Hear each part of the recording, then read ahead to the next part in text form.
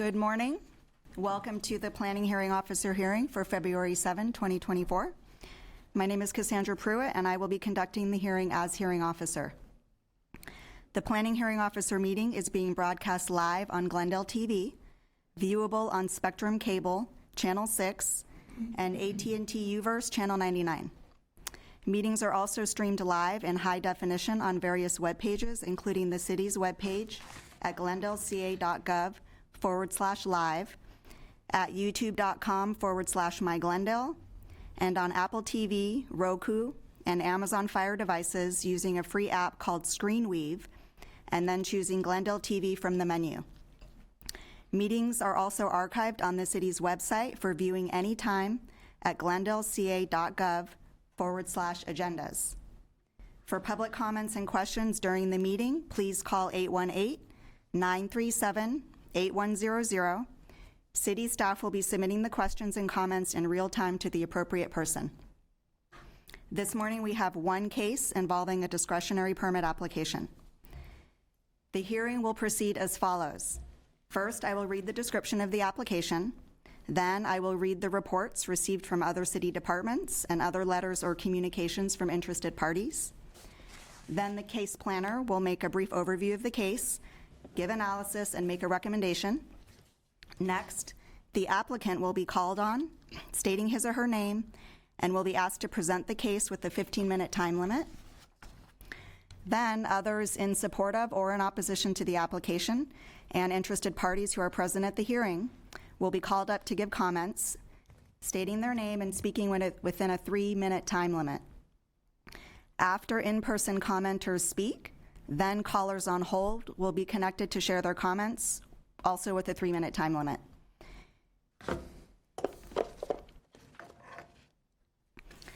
The applicant will then be given the opportunity to make closing comments, if desired, in response to the testimonies given by the preceding speakers with a 5-minute time limit. Lastly, the hearing will be closed and the case taken under submission. If the evidence presented in the application and at the hearing meets the required findings set forth in the municipal code, then the project can either be approved or approved with conditions. If the findings of fact are not evident, then the request will be denied. After the hearing, the decision will be prepared in writing and will be in the form of a letter sent to the applicant and to all persons who responded to the public notice, either by speaking at this hearing or by submitting written responses, and who have provided their name and contact information. The date of the decision will be the date appearing on the letter. Records of decisions for all projects will be posted online on the Planning Division's website. Under the appeal provisions of Title 30, Chapter 30.62 of the Glendale Municipal Code, the decision may be appealed to the Planning Commission within 15 days of the date of the decision. Anyone wishing to appeal must file online using the city's permit portal. For any additional information regarding the appeal process and submittal, contact the case planner. Notification of this hearing was accomplished by the use of public notices, which were mailed to the property owners and occupants located within 500 feet of the subject property. Public notices were also physically posted on the site in question and placed in the local newspaper. These official proceedings of the Planning Hearing Officer's hearing are being televised live and may be viewed online on the city's website. We will now begin the hearing. The case number is PVAR-001654-2023. The project address is 589 Arch Place. The applicant's name is Vartan Jongosian. The project description is that the applicant is requesting the approval of a setback variance and a standards variance to provide a reduced street front setback and driveway length in conjunction with the construction of a new 3,285 square foot, 2-story single-family residence with an attached 2-car garage on an approximately 13,053 square foot vacant hillside lot. I will now summarize the comments received from other city departments regarding the project.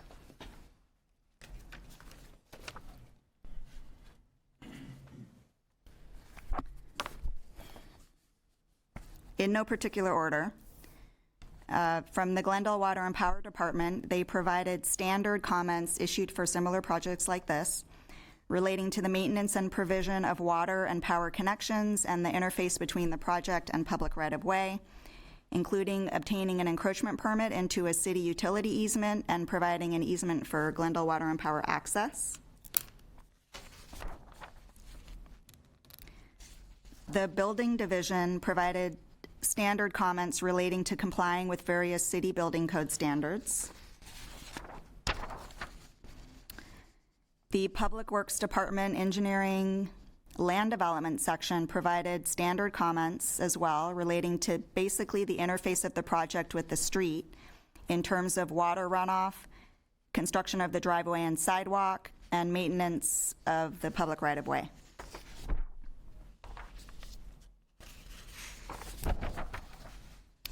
The Fire Department provided standard comments relating to fire department access and fire prevention.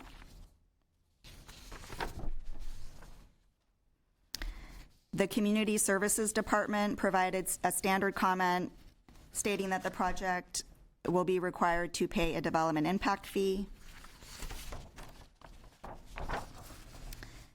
The Public Works Department Traffic Engineering section provided one comment regarding the construction storage on the public right-of-way, mainly that shall not occur without a permit. And then the Public Works Urban Forestry section provided comments supporting the project proposal to remove and replace one oak tree with 2 oak trees, and then to replace 3 dead oak trees. And some street trees will be removed and not replaced due to lack of space. That concludes my summary of the City Department comments. I'm now going to summarize 3 public comment letters that were received by staff prior to the hearing. These 3 letters are in opposition to the project.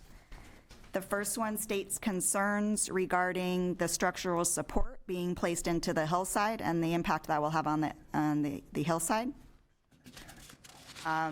Also, a concern about the resulting construction being out of character with the neighborhood, and a concern regarding access to the construction site through the streets. The second letter of opposition states concerns regarding the size of the house being too large compared to others in the area, the impact on the street parking, and the construction on a steeply sloped site. The third comment letter states concerns regarding the cumulative impact of houses being built in the vicinity, namely future houses that may be built. Also a concern about the street parking impact, a statement about the prior setback variances being approved incorrectly, concerns about the emergency access on the street, and also a concern about the size of the house being larger than others nearby.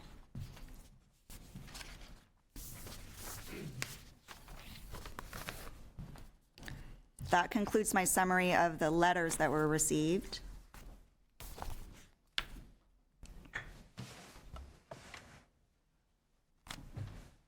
I will now call on the case planner, Eileen Babakani, and she will provide an overview of the project. Thank you so much, Ms. Pruitt.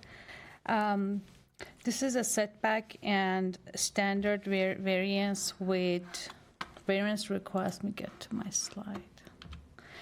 This is a setback and standard variance request with a case number PVAR-001654-2023 for not providing the required minimum street front setback and driveway length in conjunction with the construction of a new 3,285 square foot, 2-story single-family residence with an attached 2-car garage on an approximately 13,053 square foot vacant hillside lot for the property addressed as 589 Arch Place. The proposed project is exempt from CEQA review as a Class 3 new construction or conversion of small structures because the project involves the construction of a single-family home. The lot is irregular in shape and slopes steeply downward from the street. It has an approximate average current slope of 74%. There are multiple protected indigenous trees on the site and also within the 20 feet of the site.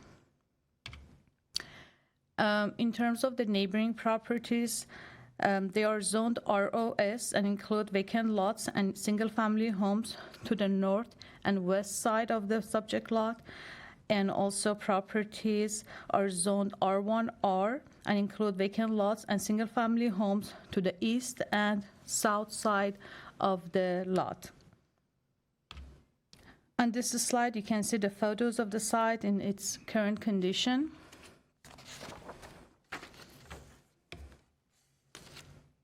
As was mentioned, the project is proposing to construct a new 3,285 square foot, two-story single-family home with an attached two-car garage. This slide shows the placement of the proposed home on the site.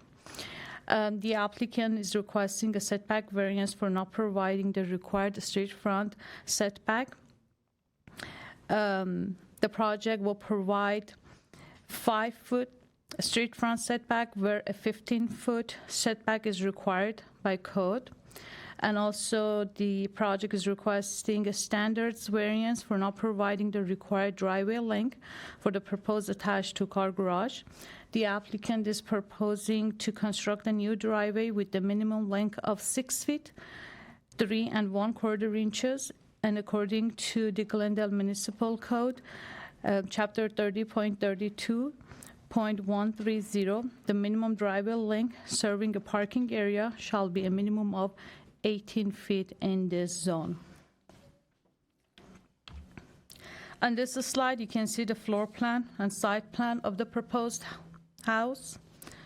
On this slide, I have the elevation drawings of the proposed house, the front elevation drawing, and the rear elevation. And on this slide, you can do the side elevation drawing, drawings of this house, south and north elevation.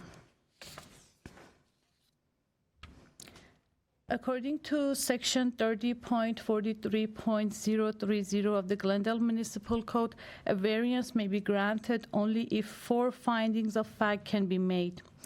And here in this case, staff believes the required findings of fact for this variance have been found, and therefore staff recommends the planning hearing officer approve this application with conditions stated in the staff draft report.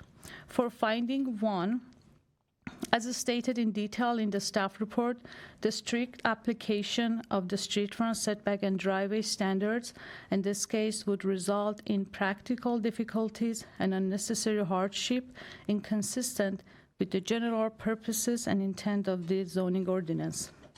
Because providing a 15-foot street minimum required front setback and 18-foot minimum required driveway length in this case would require that the house be located farther from the street frontage, and this would increase the visible mass of the building, and this would also cause excessive grading and alteration to the existing site and natural land. Excessive grading and natural land alteration are not encouraged by the zoning ordinance and also by the Glendale Hillside Design Guidelines.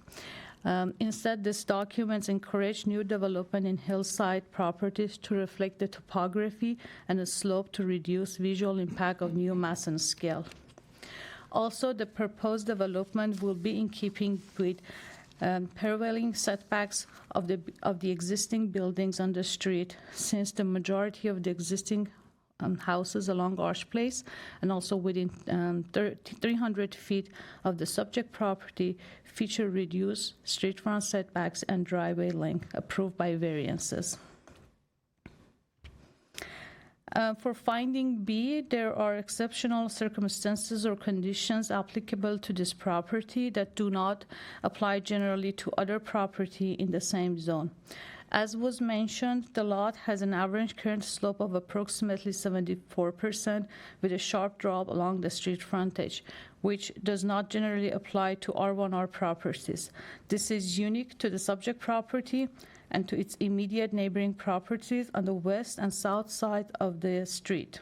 Therefore, the majority of the existing houses along Arch Place feature reduced front setback and driveway lengths approved through variances. If the project complies with the development standards for the street front setback and driveway length, the project will need to push the house farther from the street frontage, as was mentioned, and also create a bridge designed to accommodate a code-compliant driveway length, and also have excessive grading and landform alterations. This would cause unintentional conflicts with the city's zoning code standards and hillside design guidelines. Therefore, granting the variances for reduction of the street front setback and driveway length would allow for reasonable development of this site in such a manner that it is going to be compatible with the surrounding neighborhood and hillside design guidelines. Further, the existing dense protected indigenous trees on the lot and within 20 feet of the lot limit the construction area. According to the indigenous tree report prepared by the applicant and reviewed by urban forestry staff, there are multiple protected indigenous trees on the site and within 20 feet of the site. The proposed construction would not impact the protected trees toward the rear of the lot, and it appears that a house at the proposed location will have less possible impact to the on-site and nearby proper protected trees, as only one oak tree located near the footprint of the new house will be removed, which is shown on this slide as tree number 4. This tree will be replaced with 2 new oak trees. Also, 3 dead oak trees will be removed and replaced in compliance with the urban forestry requirements. As was mentioned, urban forestry staff reviewed and supported the proposed location of this house and required the project comply with all mitigation measures of the indigenous tree report and protective measures required by the city's urban forestry division.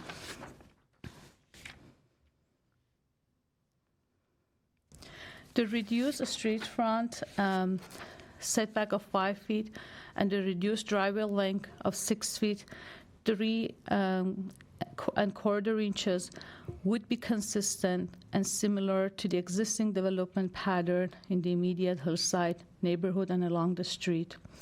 The street is a cul-de-sac street, and it already features several homes and garages with reduced front setback and driveway length. Therefore, granting the requested variances would not be materially detrimental to the public welfare or injurious to the property or adjacent neighbors. For finding D, granting the variances will not be contrary to the objectives of the city's ordinances. The objective of the zoning code is to protect the character of the neighborhood and ensure sensible development. The requested variances will allow a reasonable use of the existing vacant lot for the development of the proposed single-family home and will be consistent with the objectives of the ordinance, since the development of a single-family dwelling unit on a vacant lot is allowed in the R1R zone. The objective of the street front setback is to provide a consistent street frontage, open space, and landscaping. The proposed street front setback is similar to other homes on the street and is in keeping with the neighborhood character. The project is proposing sufficient open space and landscaping on the downhill slope and interior setbacks. The lack of the required driveway length at the subject site will not negatively impact traffic congestion on this street. Further, the proposed house is providing the code-required parking spaces. The requested variances in this case are sensible and afford the property owner a fair opportunity in developing a vacant property similar to other homes in the immediate vicinity. Also, the project would be consistent with the design objectives of the Hillside Design Guidelines, since the size, scale, mass, and site planning of the proposed home appear to be appropriate for the neighborhood and are consistent with the existing development pattern in the immediate neighborhood. The project will also require approval from the Design Review Board that will review the site planning, massing, architecture, materials, and landscaping to ensure the project design is compatible with the surrounding natural and built environment. I should also mention that suggested comments and conditions were received from Building and Safety Division, Public Works Department, including Traffic, Engineering, Land Development, and Urban Forestry, Fire Department, Community Services and Park Department, and Glendale Water and Power. Suggested conditions made by this department have been included in the draft staff report as conditions of approval to ensure that any potential negative impact will be appropriately mitigated. Before I conclude my presentation, staff received 3 comment letters via emails. All these 3 comment letters have been provided for the consideration of the planning hearing officer. And that concludes my presentation for today. If I'm available for any question. Thank you very much, Ms. Babakani. I do have a few questions, please. Can you please let me know if there is street parking available adjacent to the project? According to this photo and the site visit, if you look at the photo in the middle, at the bottom of these photos, it appears that street parking is available on the street. Okay.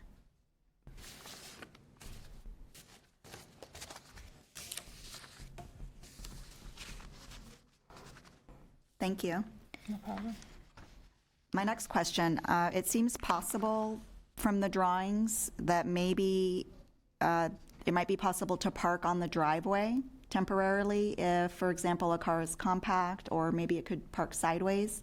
Could you comment on that and let me know if that seems correct? According to the drawing, it appears that one car for sure will fit on the proposed driveway, but maybe applicant can explain more about the size of the car, or if it parks sidewalk, maybe can fit a larger car on the proposed driveway.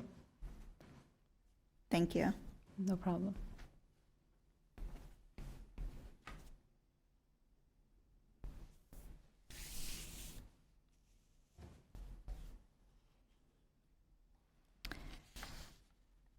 I have another question for you.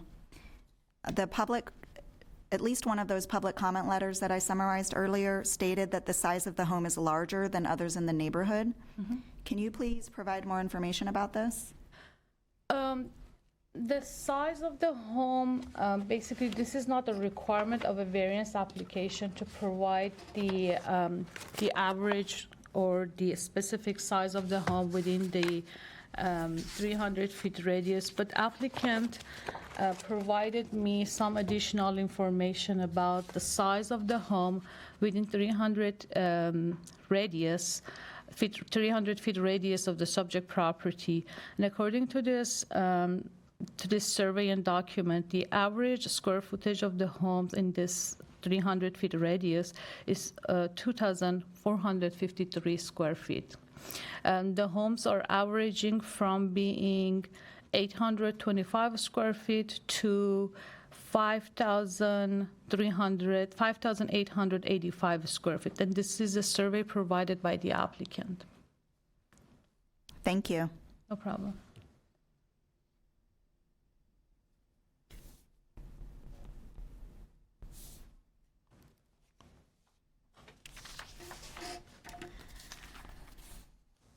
Okay, I will now call on the applicant to do their presentation. You have 15 minutes. Please state your name for the record. Good morning, Ms. Pruitt. My name is Danny Manasarian, and I am the consultant for the project. Eileen, thank you for that presentation. She did cover all the findings, but I'm going to quickly kind of go through, the project, and then if you have any questions, you can ask me. So we're proposing a 5-foot setback for the front setback, and then the driveway length of 6 feet and 3/4 inches. We would need to provide a 15-foot street front setback and an 18-foot driveway because of zoning code. But due to the topography of this site, the steep drop, that would be impractical because if we were to provide that, we would, as Ms. Babakani stated, we would need to create some sort of bridge to reach that, and the massing would also be large. Such a building would not comply with the hillside guidelines, and that specifically recommend that new houses reflect the topography of the slope, and that encourage building into the hillside to diminish visual impact of mass, which we did also work with staff to provide a design that was not as massive. I don't know if you want to go to the elevation, the front elevation, but that shows kind of, we did try to match the roofing. We tried to not make it as modern and contemporary. We did try to match the other homes in the street. And also, if you go to the other elevations, so at the front, it does show, the single story, but on the side, we try to kind of tuck in the rest of the stories.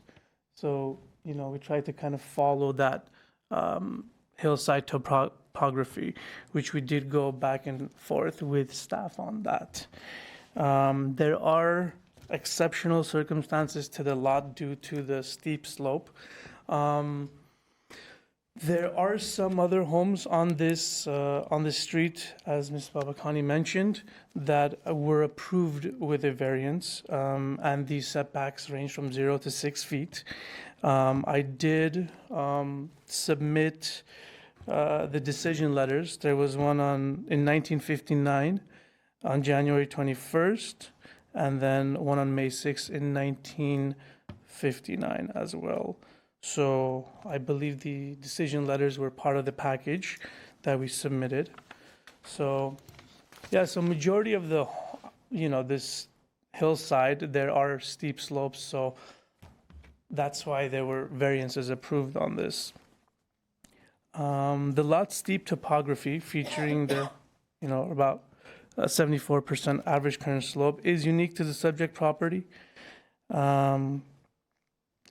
Such circumstances place at the subject property at a disadvantage because compliance with zoning code, the minimum setback and driveway length requirements on this lot would cause unintentional conflicts between the zoning code and the design guidelines, because if we were to follow that, it would be a much more massive home.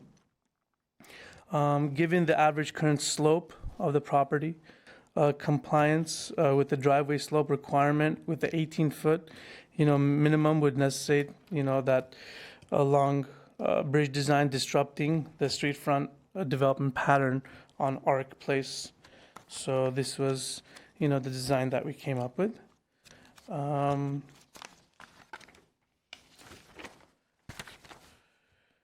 So the neighborhood is also developed with similar homes on this street, and the proposed street front setback is similar to other homes in keeping with the neighborhood character. We tried to meet all the other zoning development standards, height, landscaping, FAR, lot coverage. We are within the FAR of the lot.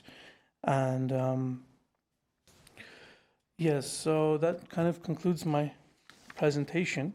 And if you have any questions, and then regarding the compact vehicle on the driveway.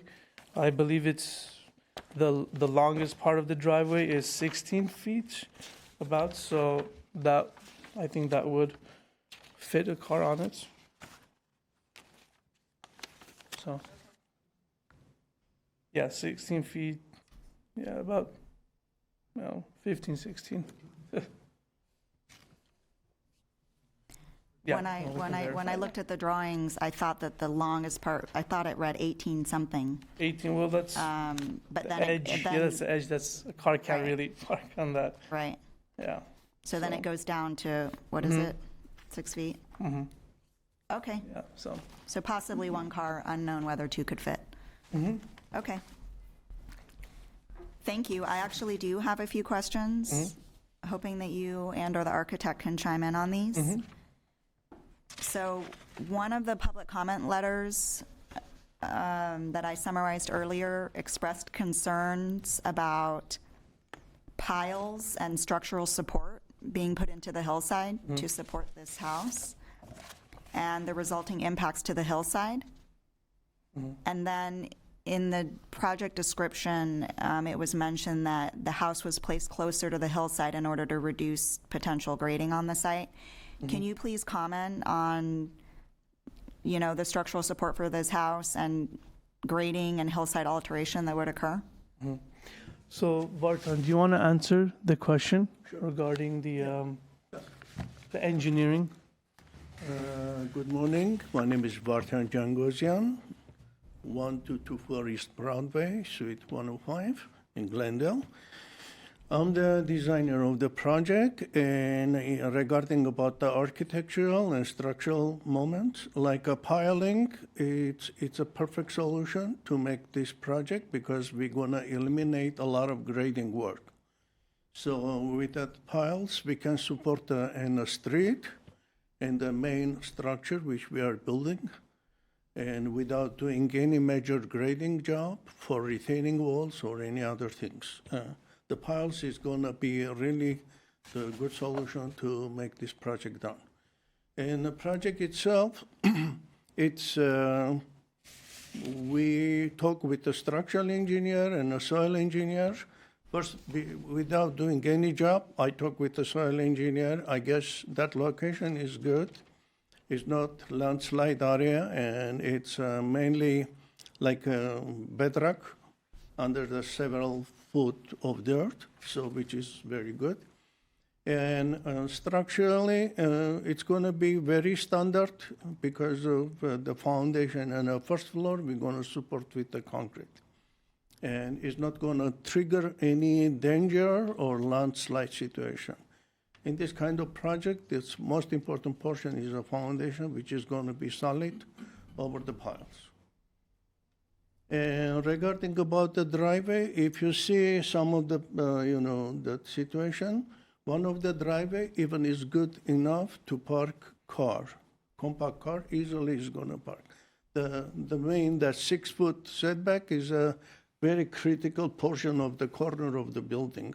Otherwise, drivers are, one of that is perfectly okay to make a parking. Okay, Okay? thank you. Thank you. One other question, please, Danny. Did you happen to conduct a survey of the slopes on the neighboring lots? I know that's not necessarily required. I'm just wondering if you did. Slope survey? No, we just did a neighborhood standard. Okay. The standard survey. Okay, thank you. I can look at that.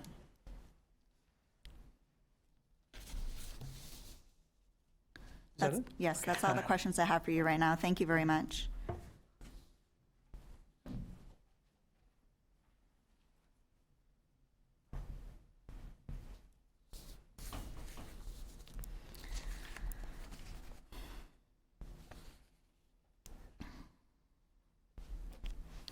Okay, I will now start calling on members of the audience who would like to speak.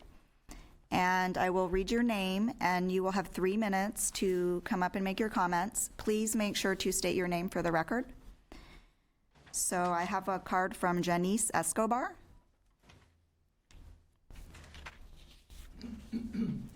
Hello.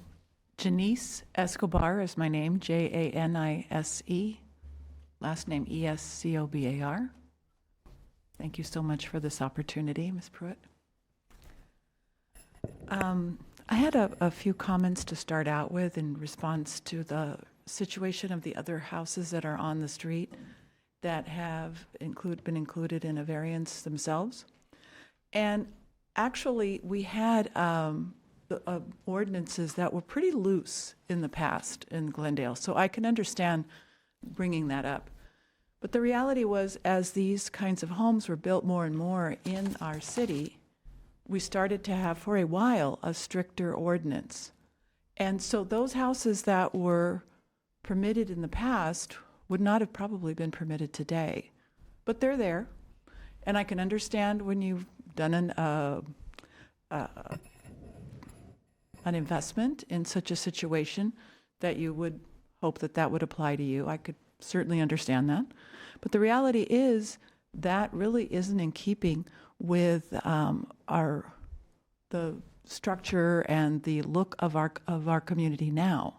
So while they have those ordinances that were placed, I'm not quite sure exactly when, but in the past, it's when we had the 50% limit for slopes, which has been obviously relaxed.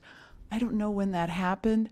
We used to have more information from the city forthcoming because we had the Glendale News Press that came out every day, and we don't have that option anymore. So yes, that was true, but as you could see, we're talking about homes built in 1959. I think some were built maybe in the 80s or 90s. But I would hope that it would be considered that these ordinances happened then, and we're talking about now. I mean, these variances happened then, and what we're talking about is now. I want to talk about also the fact that this home is not in keeping, and I don't know where the 5,000 square foot home comes out, because it's certainly, we don't have such a house, I think, on our street, or maybe is that Beverly's house? No. Okay. It's not on our house. It's not on our street. Not on ours. Okay, not on Arch. Arch is extremely narrow. It was very informative to hear what the other recommendations from other departments, but the reality is our street is very small, very narrow, and that stop is a hard 20 stop. seconds, just to know. You have 20 so much. seconds. And so please revisit that. And the other is those trees, I just want to bring up concern I have. Those 3 trees that were taken out, they were perfectly healthy last year. I walk that area, and they suddenly died, all 3 at the same time. And that was just a few months ago. I hate to make it sound conspiratorial, but that's a reality. Thank you so much. Thank you very much.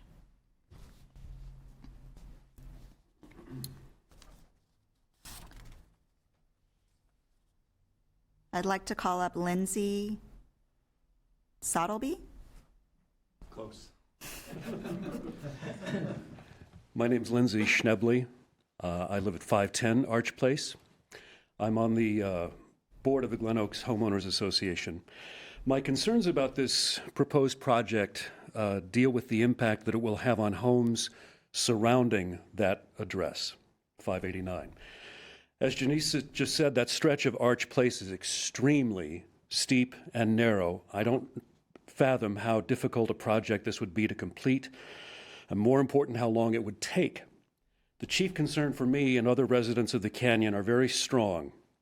We're concerned about the noise, the dust, the congestion, truck traffic, car traffic, construction equipment, contractors, supplies, the workers to use those supplies for months of construction, which guarantees a significant disruption to anyone and everyone living not just on Arch Place, but on Hollister Terrace, Tryon Place, and Shoal Drive.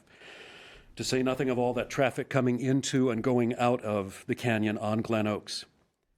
For anyone who's never walked that stretch of Arch Place, it's extremely narrow. The idea of trucks navigating those 4 tight corners and turns to the summit is formidable. As it stands now, even Glendale fire apparatus have to back down Arch Place slowly after any call up Arch. That's with 2 firefighters walking backward to guide the truck back to Hollister Terrace. A similar project at the end of Pennerton was denied a few years back due to the soil being deemed too weak to support the weight of that project. I'm just curious how many soil engineers were consulted about this project, and if more than one was consulted, did any of them deem the soil as unfit for construction? I appreciate the time. Thank you for your comments.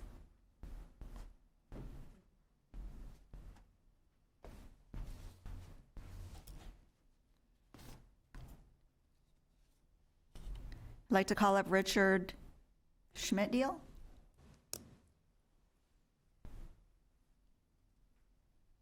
Thank you. You did better with my last name than you did with Lindsay's. It was neat penmanship.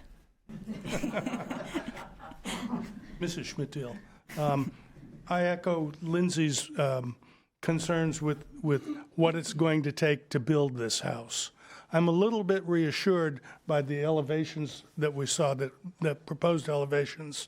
I think the house will be in character with the other houses that exist at the top of Arch now.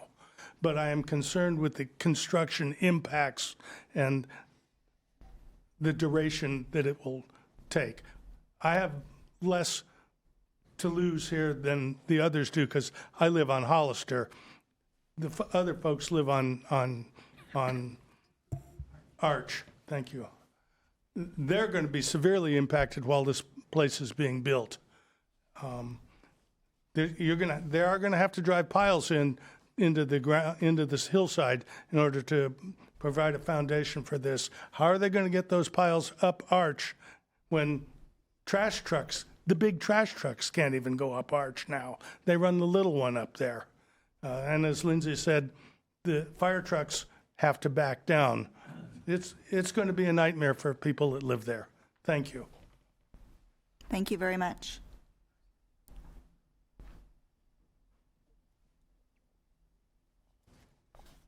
I'd like to call up Eduardo Escobar.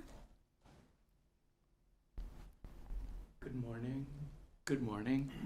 My name is Eduardo Escobar. I live on 524 Arch Place. I appreciate this opportunity. I've submitted a comment letter, so I won't go over everything. I'll just highlight, and my friends and neighbors also made some comments. My understanding, I'm not an architect or a developer, so I had to look up the issue of variances. And my understanding is that variances are intended to allow minor relaxations of code and of zoning, and to alleviate unusual hardship for the property initiating the request. It seems like what's being requested is by no means minor, and the unusual hardship, I think the neighbors that live as other neighbors stated are the ones that are going to bear the brunt of that hardship. Again, it's a very narrow street, and I believe that the environmental impact will be cumulative in everything that was mentioned. Thank you for your consideration. Thank you. Show the side elevations again, please.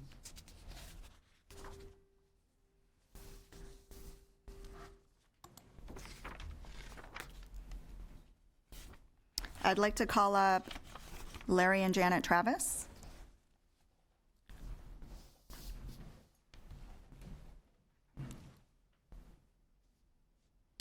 Will you be sharing the 3 minutes? No, I'll read the first half and she'll read the second. Oh, okay, that's fine. Well, you get 3 minutes, so Okay, thank you. unless you want to fill out another card.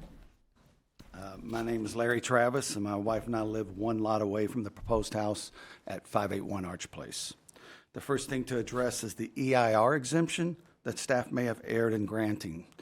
According to SECA guidelines concerning cumulative impact, all exemption for these classes, Class 3, are inapplicable when the cumulative impact of successive projects of the same type in the same place over time is significant. Staff may be unaware that the adjoining property at 585 Arch was purchased at the same auction as 589 and is actively working on plans themselves. Also, a vacant lot less than 200 feet away at 574 Arch Place has been trying to build a house for over a decade.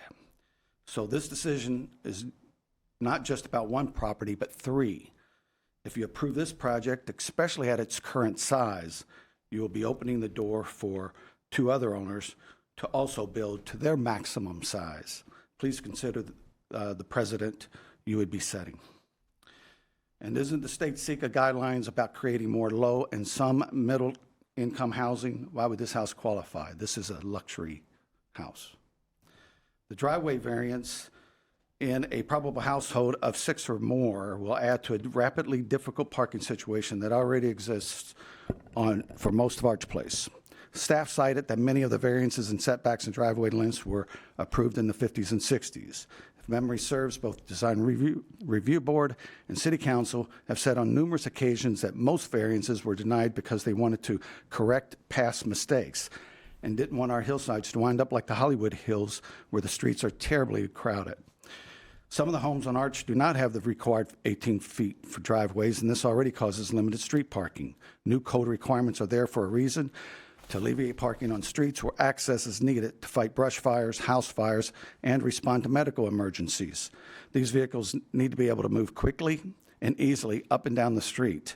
This was true when, in May 2013, fire trucks and support vehicles were in place on Arch to save homes from a hillside fire.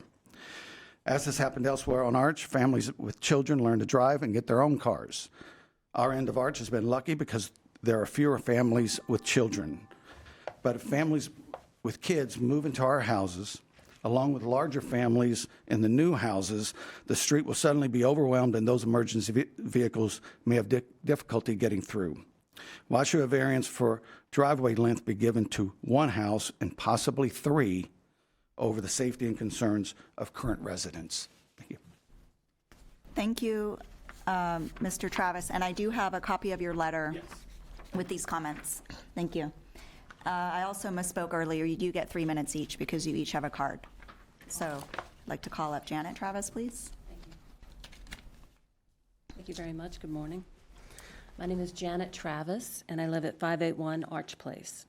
So just to continue on what my husband had said, a survey of the 20 closest homes, 10 on Arch and 10 on Hollister, reveals that 15 of those 20 homes have a smaller footprint than the proposed project. And of those 15, the median home is a beautifully modest 1,802 square foot sitting directly across the street at 584 Arch. Our property, less than 40 feet away, is 1,469 square feet. This new house would be larger than the two of its nearest neighbors combined, 82% bigger than 584 and 124% bigger than ours. The 5,800 square foot home that was mentioned is not on Arch, but down the hill on the flat land. There's also a 5,000 square foot home down there, which skews our numbers up on Arch. Even so, staff says, in context of the existing houses in the immediate neighborhood, the proposed 3,285 square foot house appears proportional in size and scale. The applicant has maxed out the project size to within 1 square foot of what is allowed. Their floor area ratio was based on properties with over a 40% grade. But did the ordinance writers really expect the same FAR to be used on a hillside with a 74% slope? Staff also writes that the neighborhood is developed with similar type homes that have not been detrimental to the neighborhood. This is definitely up for debate. It seems that fitting new homes into the neighborhood is making most of our typical homes atypical. Lastly, everyone wants to talk about climate change, but no one wants to do anything about it. This past weekend and last year's storms have shown us that a climate crisis is impending right there on the horizon. Is there a true need for the city to grant variances to build a house that sits on the edge of a steep hillside? Please be proactive now and deny these variances instead of creating problems that need to be addressed after construction. Thank you very much. Thank you very much.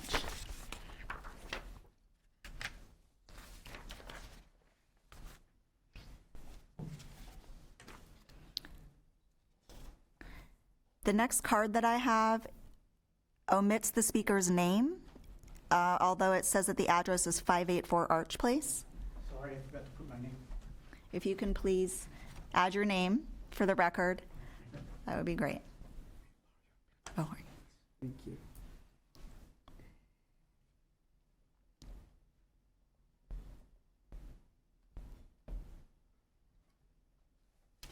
thank you. You have 3 minutes. Please state your name for the record. Morning, Ms. Pruitt. My name's Jose Esparago. Address is 584 Arch Place.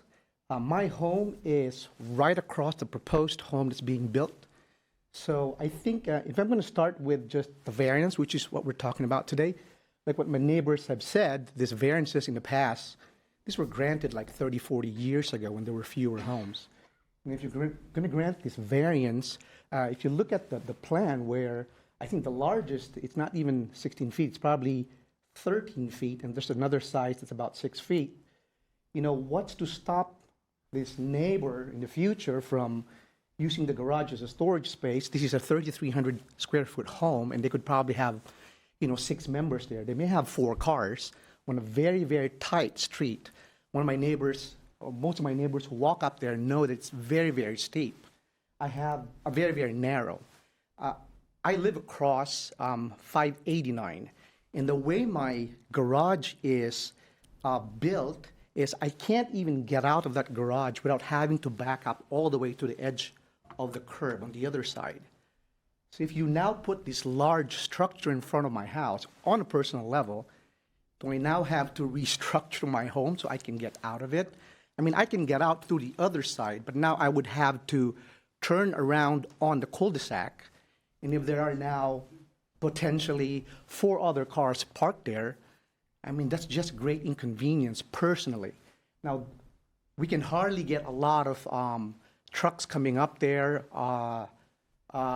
Even the garbage truck would have to back up all the way to the end or on my end, and it's just very, very difficult. It's just really a tight spot. So that's on the variance. And on, oh, by the way, I just want to make a correction, just like what Janice said. The average home in that area is about 1,800 square feet. There are 2 outlier homes, which are about 5,000 square feet, but they're built down below, not on the hillside. One was built a few years ago, and another one maybe 20, 30 years ago, but they're both down at the bottom. And the average size on that street is about 1,800 square feet. And then again, talking about the slope, there used to be that ordinance, as Eduardo mentioned, years ago, you can't build on a slope with more than 50%, a 50% slope. I know it's been lifted recently, but I can just imagine the impact on grading that slope, which is about, it's a steep drop really from the street. The immediate impact it will have, like what my other neighbors have said, putting all the trucks that will have to grade that slope, the dust and everything else. That's just the immediate impact. But the long-term impact is Your time what's is to out. stop. I'm sorry? If you can wrap it, your time is out. Oh, my time's out. Okay. All right, thank you. You could finish your sentence. Yeah. Yeah, I was just saying the long-term impact, what's to stop the other lots from building homes there on a very, very tight street already. Thank you. Thank you very much.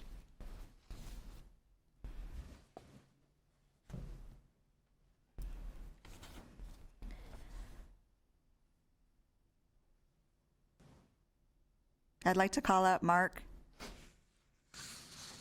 Blumenveach. No, it's close.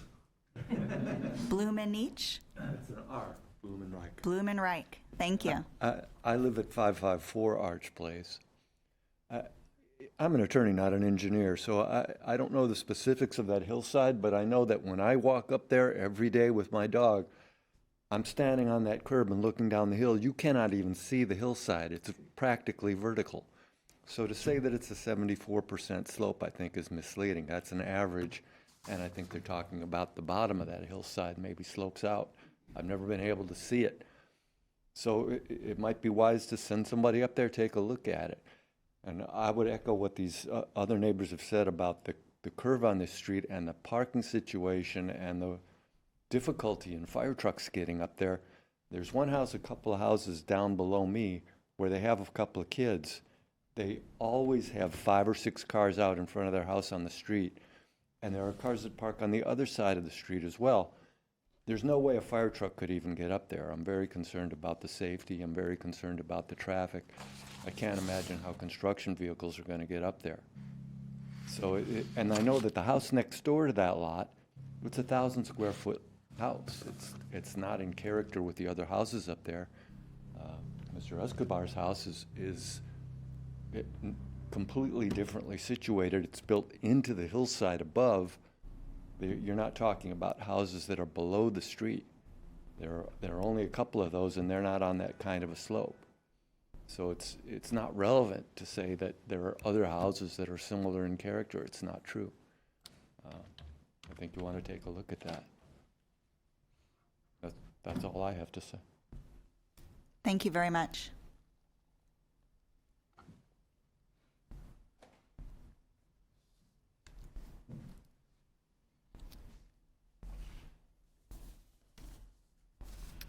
That appears to be all of the comment cards that I received. Do we have any callers on the line? I have one caller. Okay.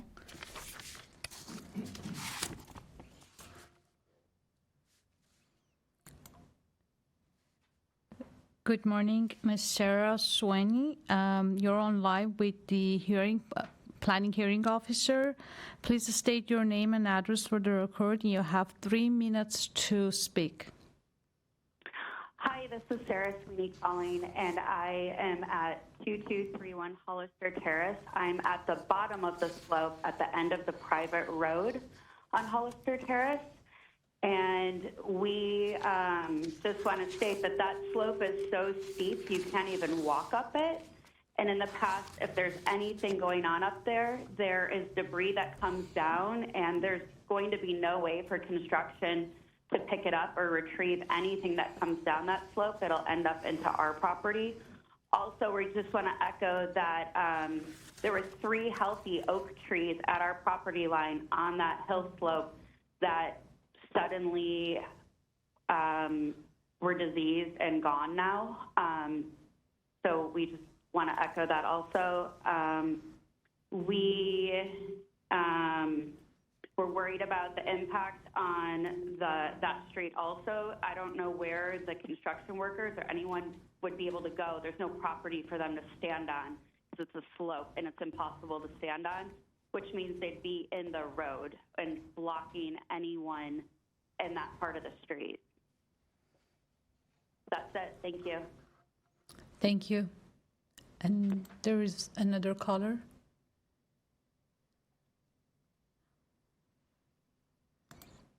Arthur Kocharian, this is planning hearing officer. You're on live with the planning hearing officer. Please state your name and address. You have 3 minutes to speak. Okay. Arthur Kocharian, 2205 Hollister. Can you speak louder if possible? Yes. We're hearing you. Okay, Arthur Kocharian, 2205 Hollister Terrace. I think we really more emphasis on the impact that it'll leave on that street, because that street is literally, I'll try. That street is so narrow that even with no cars parked, it's literally impossible to make a 3-point turn. If there was any vehicles parked there, it will certainly make it impossible to be able to turn around. So any vehicle coming up that street would have to back down all the way. It'll be a permanent impact that it'll leave on that street and everyone living there, which kind of increases a hazard for public safety, because now every car that's up that street, that windy street, needs to back down. And I certainly don't think every driver is going to be experienced enough to be able to maneuver that safely. So the likelihood of a car coming off that street and rolling down that street is really high. I don't think the soil is as sound as it's being presented, because if you really look at the end of that street, there's already a significant amount of soil that's sliding down. and those several feet of topsoil is quite a bit of soil. The whole structure and the proposed structure is really not in line with anything in that neighborhood on a location such as that, because it'll just overshadow all the properties, impact everyone's livelihood there, both people above on Arch and everybody else that's on the downside of that hill. There's also utilities that run through that property for adjacent properties. It's been that way since the very beginning when those properties were subdivided many decades ago, and that presents a challenge for those utilities to be moved around to the appropriate locations, which is going to be a great deal. So this will create not a temporary, just during the construction hazard, but it'll be a permanent impact to everyone's livelihood and, most importantly, public safety. Okay, thank you. And there is another caller. Nancy, you're on live with the planning hearing officer. Please state your full name and record for the record and your address, please. You have 3 minutes to speak. Thank you very much. My name is Nancy Schnebley. My address is 510 Arch Place. And I just want to take this opportunity to express my 100% agreement with my neighbors that this construction will not only change the neighborhood, it will create safety issues for all of us. The impact that it will have, not just on our street, but on Hollister and our neighbors as well. I ask that the city would look into. It was suggested that the city would actually go to the site and look at our street and see how very narrow it is. As we've had many fires, multiple fires since I have lived here, that issue alone and the accessibility or lack of accessibility to our fire department would be really frightening for all of us. Thank you so much, and I just appreciate your hearing all of us. Thank you. And there's no other callers. Thank you very much to the callers. I did hear what you said and took copious notes.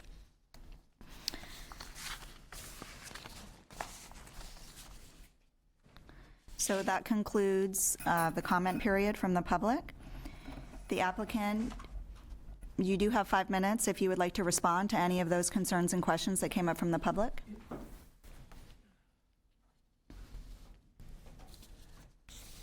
Some of the comments I'll address regarding the, I heard a lot of the fire department and their concerns. I'm not sure if, if we can route it or if it's already been routed to fire regarding their, if they go up there or how they get up there regarding the fire trucks and whatnot. I'm not sure if we have comments back from them or if it entails something like that or not. But that's something that we can, look into and speak to fire about. Regarding the traffic flow, I guess we can, speak to the traffic department or see, I know it's a cul-de-sac up there, so what type of mitigation measures they have. The size and scale, if this project does go to design review board, the size and scale can be discussed then regarding neighborhood compatibility. And the soils report, we have not submitted one yet. It's not in plan check. We'll make sure we see, that we, appropriately address, anything we need to and submit the documents for that. And the CEQA determination for the environmental, maybe we can also double check on that. So, yeah, that concludes my presentation. Thank you. Mm-hmm.